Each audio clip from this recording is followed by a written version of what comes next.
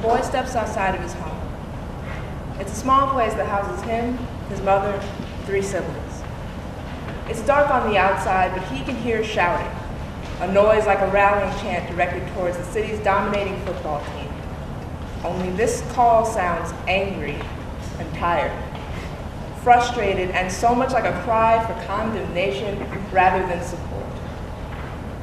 There are people running in all directions, some stopping to douse their eyes with milk, complaining hotly about the stinging that blurs their vision and ravages their senses.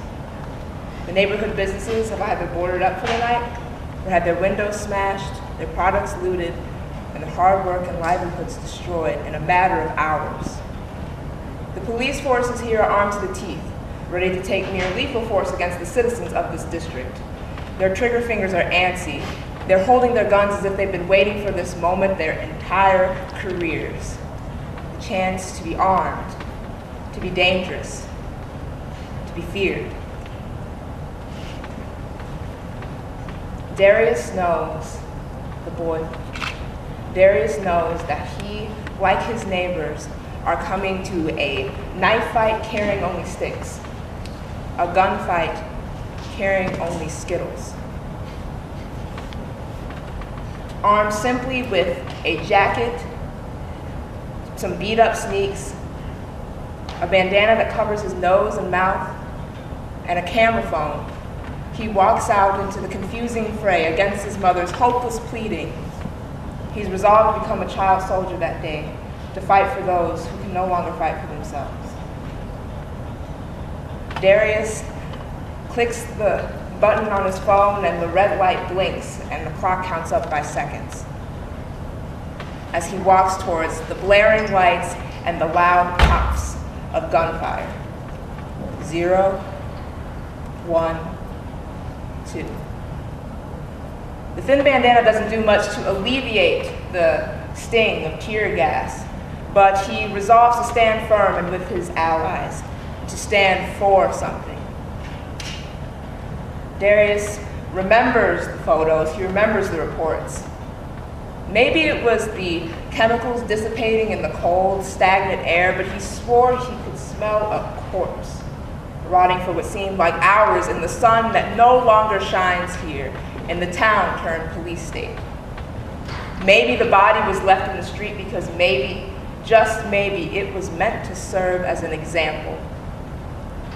Darius wonders as he bumps shoulders with another peaceful protester, why must kids serve as martyrs for a cause they really didn't sign up for? Bodies splayed on the street as their blood soaks into the labyrinthine cracks of concrete. Why did they become contestants for a game show that plays like Russian roulette, only there is no thrill or rush of adrenaline when that gun clicks and no bullet is dislodged from it, because the game, it's perpetual. And it goes on and on, even after the last person is left standing. And so as Darius faces the cold, hard, shielded faces of those in front of him, now and forever, may the odds be ever in his favor. Monday, November 24th, 9:01 p.m. He says they let him go. My brother Darius Smith, well, he's a boy with a few words. He speaks as though his mind runs on Twitter servers, 140 characters or less. This text, consisting of 12 letters, 13 characters, and 4 simple words, hits me like a blank. Within this message lies entire novels of sadness, despair, anger, like an epic that never ever ends as it keeps repeating the same old tired stories over and over again with the same tragic heroes. This text is the most I've ever heard him speak at once. When I think about, I didn't really know what to convey at that moment. I didn't really know how to say, I'm sorry. I'm sorry the world doesn't see Michael Brown and Eric Garner, Tamir Rice and Darian Hunt, or you, like they see Rue and Cinna, Mags and Thresh, as just people who never deserved the hands dealt them, victims of a system stacked against them from infancy. So I just said, I know. Be safe. When I see young boys like Michael Brown, I see my brother. I see the boy who runs track and plays football, who's dreamed of playing for Oregon, the boy who eats his cheeseburgers with nothing on them and collects Japanese comic books about pirates on a quest for treasure.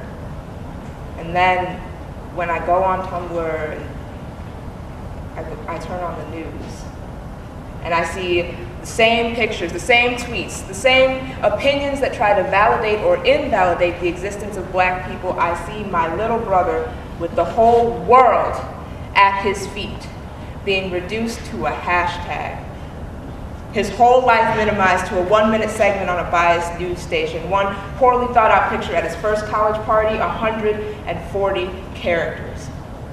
Another black boy who joins the hundreds that are being victimized by a system that in theory was meant to protect them, but doesn't.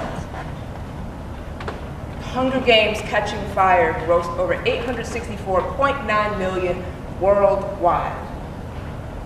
If that money were sympathy, if it were caring and compassion, how much money would my brother Darius' story gross? Hashtag Black Lives Matter.